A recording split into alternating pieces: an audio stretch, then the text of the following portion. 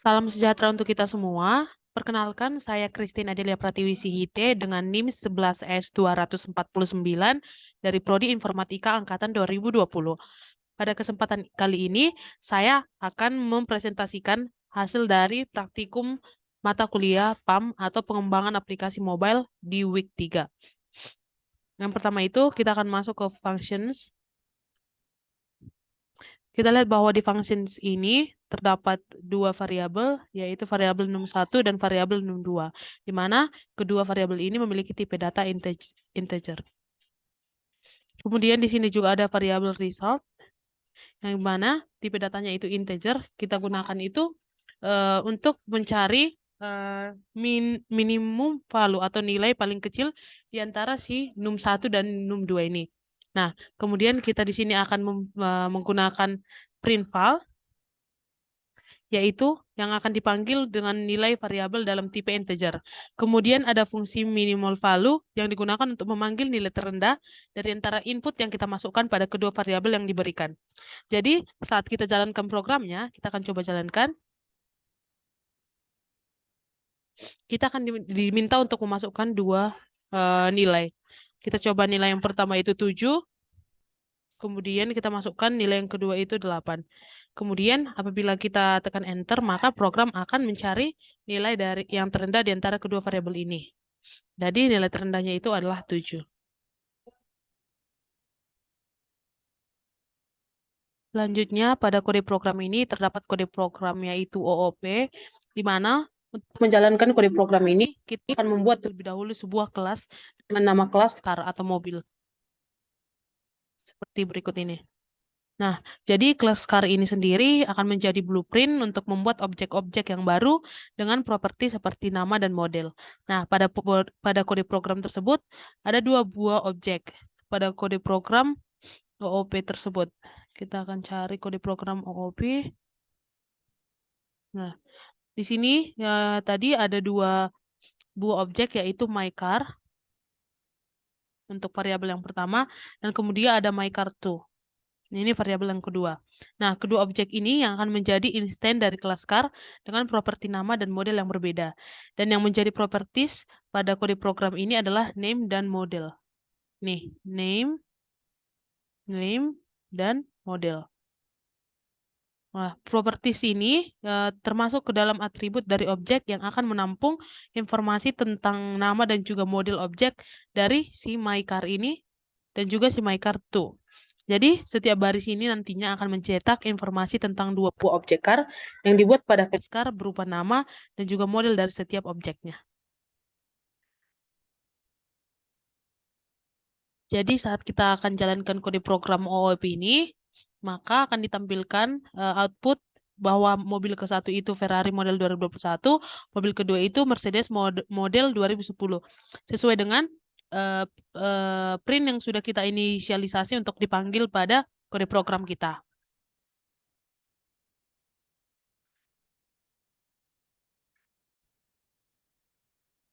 Selanjutnya itu ada kode program konstruktor, di mana untuk menjalankan kode program konstruktor ini, kita akan membuat sebuah kelas terlebih dahulu dengan nama kelas hewan. Kode programnya seperti ini. Nah, pada konstruktor ini ada fungsi main, di mana dalam fungsi main ini terdapat objek dengan nama hewan yang diinisialisasi, yaitu yang ini, yang akan kita inisialisasi dengan memanggil konstruktor dari kelas hewan. Kemudian dia nanti akan memprint dua statement, yaitu singa yang ini, statement yang ini, dan juga statement padang rumput yang ini, yaitu habitatnya. Kemudian dengan menggunakan print ln yang ini, kita akan meminta kode program untuk menampilkan informasi mengenai objek hewan tersebut dengan nama dan juga habitat hewannya. Jadi saat kita jalankan, kita akan lihat, nah, bahwa hewan singa mempunyai habitat di padang rumput sesuai dengan informasi yang kita print, yang kita minta untuk ditampilkan pada kode program kita. Nah, selanjutnya kita akan coba untuk membuat versi lain dengan mengubah kode program pada kelas hewan. Di sini saya sudah tuliskan kode program versinya, versi lain. Kita akan coba komen kode program sebelumnya, kemudian Nah, ini adalah versi kedua dari kode program yang akan kita jalankan pada kelas hewan. Kita ubah dulu. Selanjutnya pada kode program konstruktornya juga kita akan coba juga bentuk lainnya.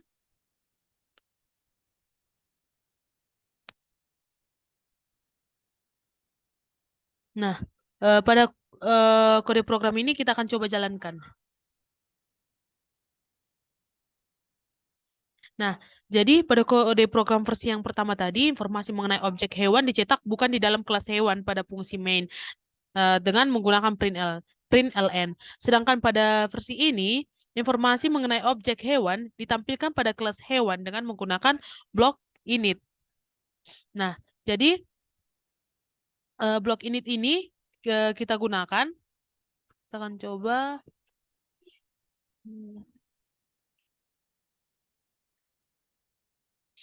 Nah, jadi blok init ini kita gunakan untuk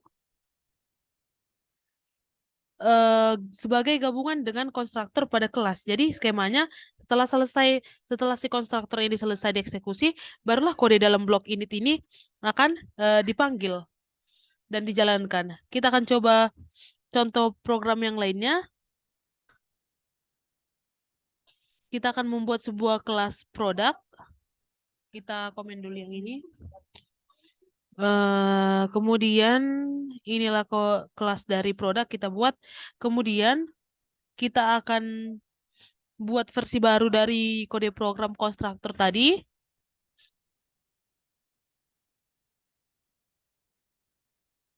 Sehingga saat kita jalankan, nah, hasilnya akan seperti berikut ini. Bahwa produk 0 dengan harga 0 dengan stok tersedia 0. Dan yang kedua itu produk kecap ABC dengan harga 12.000 dengan stok tersedia 5. Nah, yang menjadi pertanyaannya, apakah yang menjadi perbedaan antara line 7 dan line 10 bandingkan kelas hewan dan juga kelas produk. Jadi, perbedaan yang ada pada line 7 dan line 10-nya itu di mana line 7 itu kita gunakan untuk membuat sebuah objek dengan konstruktor default. Nah, jadi default ini berarti tidak perlu memasukkan parameter apapun. Sementara pada line 10 kita gunakan untuk membuat objek yang membutuhkan parameter pada line 10 yang kita gunakan itu adalah yang ini. Pada kode program saya itu yang kita gunakan itu pada line 18 dan 19. Jadi kita gunakan parameter kecap ABC yang ini dan juga dengan harga 12.000 dan 5. Yang inilah kita gunakan parameternya sebagai nama, harga, dan juga stoknya. Kemudian kedua objek ini menggunakan properti yang berbeda dengan yang menyesuaikan dengan konstruktor yang dipakai pada saat membuat objek. Selanjutnya itu perbandingan kelas hewan dan produk. Jadi kelas hewan ini, yang ini tadi, memakai konstruktor dengan menggunakan parameter. Jadi data hewan dapat ditentukan saat objek dibuat dengan menggunakan parameter pada konstruktornya. Sedangkan pada kelas produk ini, yang ini, pada kelas produk menggunakan konstruktor dengan parameter dan tanpa parameter. Jadi data produk dapat ditentukan saat objek dibuat dengan parameter ataupun tanpa menggunakan parameter pada konstruktornya.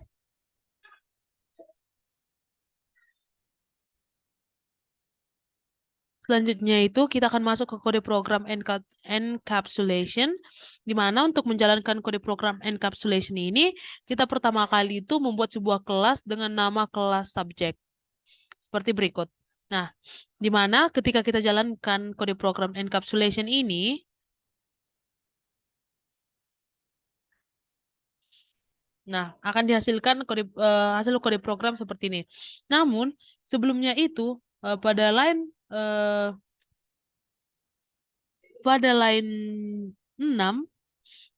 yaitu di sini, itu terdapat error sebelum kita mengganti si SKS ini dengan private dengan menggantinya dengan menjadi public. Sebelum apabila kita gunakan private, dia akan mengalami error. Jadi, apa yang menyebabkan line 6 itu error? Jadi, itu terjadi karena kelas subjeknya ini, yang ini, diinisialisasi dengan properti private set. Nah, ini artinya kelas subjek hanya bisa dicetak dan tidak dapat diubah setelah programnya dibuat. Jadi untuk mengatasi error itu, langkah yang kita dapat lakukan yaitu yang pertama dengan mengubah properti private menjadi public. Jadi variabel tersebut bisa kita ubah, jadi dia juga bisa dicetak. Yang selanjutnya itu mengganti private set menjadi internal set.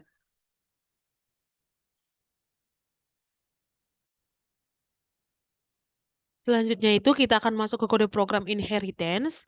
Nah, untuk menjalankan kode program inheritance ini kita akan membuat dua kelas. Yang pertama itu ada kelas vehicle yang ini. Selanjutnya itu ada kelas motorcycle yang ini. Jadi kita akan jalankan kode program inheritance.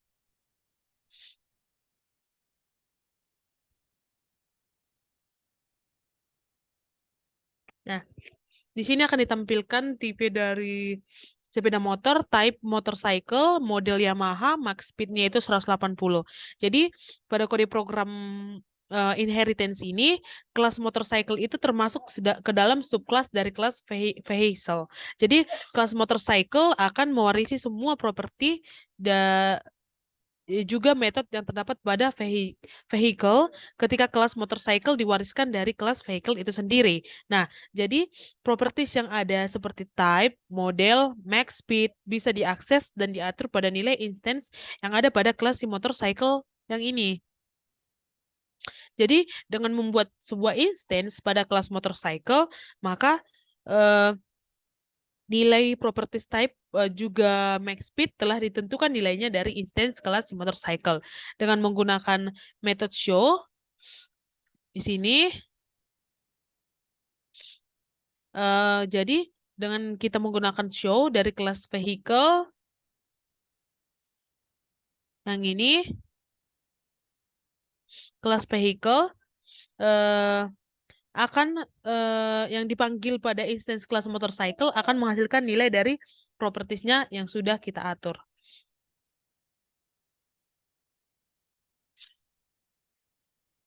Selanjutnya itu ada kode program override, di mana untuk menjalankan kode program override ini kita akan membuat 3 buah kelas. Yang pertama itu ada kelas card. Card itu yang ini kode program untuk kelas cardnya. Selanjutnya ada card child dengan kode program seperti ini. Dan yang terakhir itu dua kelas maksud saya. Maaf, jadi kita akan buat 2 buah kelas untuk menjalankan si override ini. Nah, jadi dua kelas itu yaitu chart dan chart child. Itu merupakan subkelas dari si card.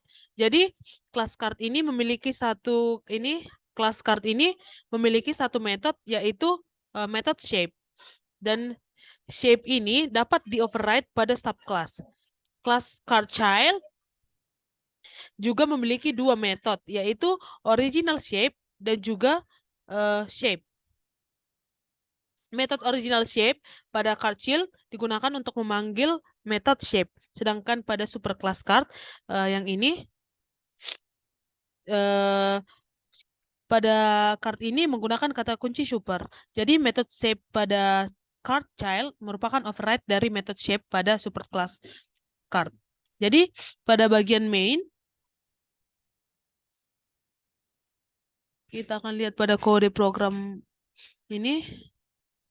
Pada bagian main ini, kita akan membuat instance card child dan memanggil metode original shape dan juga shape pada kasus ini. Ketika metode original shape dari instance kartu dipanggil, dia akan memanggil metode shape dari superclass card. Jadi karena card child tidak mengganti metode shape, hasilnya itu adalah rectangle. Kemudian ketika metode shape dari instance kartu dipanggil, dia akan memanggil metode shape yang akan digantikan dengan card child. Jadi ketika kita jalankan override ini, jadi akan ditampilkan bahwa hasilnya itu adalah persegi panjang dan lingkaran.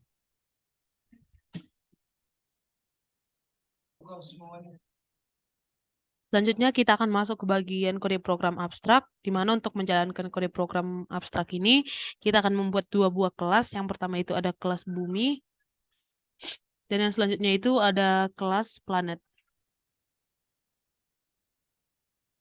Nah, kode pada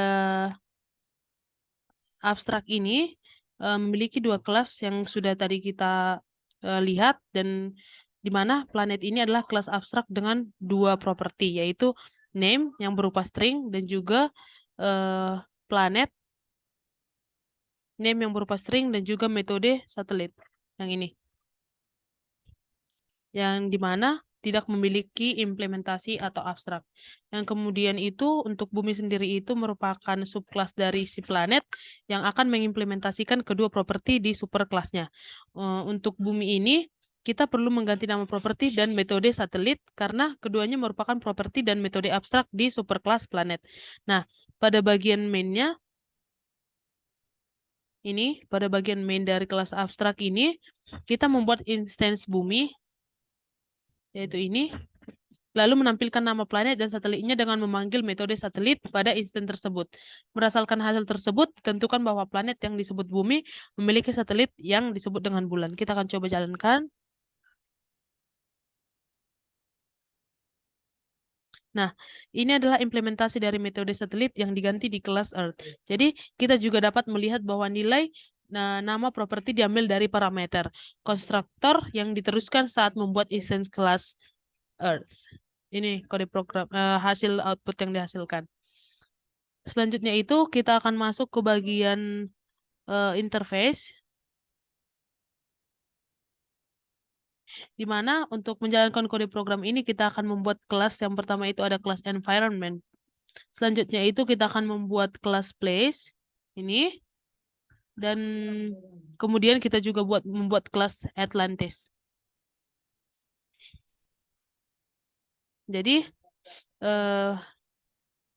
ini adalah kode program yang kita gunakan pada interface. Jadi ada dua konsep ya dalam kode di atas, yaitu interface environment dan abstract class place. Jadi environment ini memiliki dua properti, yaitu location yang mengembalikan string yang mewakili lokasi dan suhu yang merupakan string. Nah, sementara itu place pada kelas place tadi ini memiliki satu properti nama yang berupa string yang ini. Selanjutnya, untuk Atlantis ini sendiri adalah subclass tempat yang mengimplementasikan environment dan juga mengimplementasikan kedua sifat dari kedua konsep ini. Kemudian, pada bagian main, kita membuat instance Atlantis bernama Atlantis, yang ini. Kemudian, juga membuat suhu, yang ini, yaitu dingin. Kemudian kita akan menunjukkan lokasi nama dan suhu Atlantis dengan memanggil metode location bersama dengan nama permintaan dan properti suhu. Dari output apabila kita jalankan, kita dapat melihat bahwa Atlantis memiliki nama Atlantis dan lokasinya berada di Samudra Atlantik dan suhunya dingin. Hal ini dikarenakan nama properti dan nilai suhu diambil dari parameter konstruktor saat membuat instance Atlantis sambil mengesampingkan Atlantis dari metode location. Kemudian mengembalikan lokasi Atlantis, yaitu Atlantik yang ini. Sehingga ketika kita jalankan akan dihasilkan tampilan lokasi Atlantis terletak di Samudra Atlantik yang memiliki suhu dingin. Demikian hasil presentasi saya. Apabila ada kesalahan dan kekurangan dalam penyampaian, saya mohon maaf. Terima kasih.